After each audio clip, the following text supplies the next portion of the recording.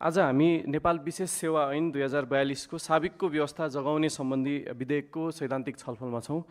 र यो साबिकको व्यवस्था जगाउने विधेयकको छलफलमा सहभागी भइरहँदा हामी एउटा अलि अरू बेला भन्दा चाहिँ फरक विधेयकमा हामी सहभागी भइराखेका छौँ। अरू बेला कुनै पनि एउटा विधेयक आउँदै गर्दाखेरि त्यो विधेयकले पुरानो व्यवस्थालाई मृत गराउँथ्यो अथवा चाहिँ त्यो विधेयक मृत हुन्थ्यो, त्यो कानुनी प्रावधान मृत हुन्थ्यो। तर यसपटक हामीले यस्तो विधेयकमा छलफल गर्दैछौँ जसले पुरानो साबिकको व्यवस्थालाई जगाइराखेको छ। हामीले एउटा कानुनको व्याख्या गर्दै गर्दाखेरि इन्टरप्रिटेसनमा डक्ट्रिन अफ रिभाइभल भनेर भन्छौँ। त्यो डक्ट्रिन अफ रिभाइभलको हामीले अभ्यास गरिरहँदाखेरि यो एउटा अनौठो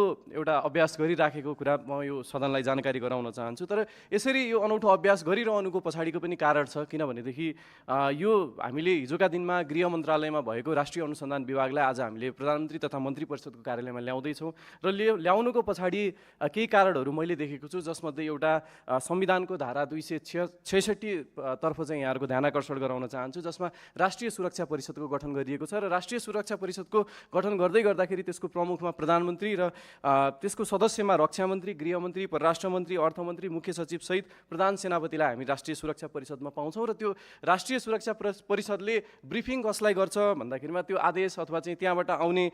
त्यो चाहिँ प्रतिवेदन कसलाई आउँछ, कसलाई सिफारिस गर्छ त भन्दा नेपाल सरकार मन्त्री परिषदलाई नै सिफारिस गर्छ। त्यसकारणले यो सम्पूर्ण सुरक्षाको कुरा अन्तिममा नेपाल सरकार मन्त्री परिषदलाई नै सिफारिस हुन्छ भनेदेखि अब यो जुन राष्ट्रिय सुरक्षाको हामीले कुरा गरिरहेको छौँ, राष्ट्रिय सुरक्षाभित्र पनि आन्तरिक एउटा चाहिँ सुरक्षा सँगसँगै बाह्य हस्तक्षेप पनि नहोस् भन्ने कुरा हामीले जे गरिराखेका छौँ, त्यसको अन्तिम बिन्दु प्रधानमन्त्री तथा मन्त्री परिषदको कार्यालयमा हुन्छ भनेदेखि त्यसको प्रमुख जिम्मेवारी हामीले राष्ट्रिय अनुसन्धान विभागलाई दिँदैछौँ भने त्यसको रिपोर्टिङ पनि प्रधानमन्त्री तथा मन्त्री परिषद कार्यालयमा भयो भनेदेखि सिधा जुन त्यो इन्फर्मेसन ग्याप जस्तो गृह मन्त्रालयमा हुँदै गर्दाखेरि र प्रधानमन्त्री कार्यालयमा हुँदै गर्दाखेरिको फरक भनेको एउटा जुन यस्तो खालको यो सूचनाहरू हुन्छ, त्यो सूचना भनेको सिधै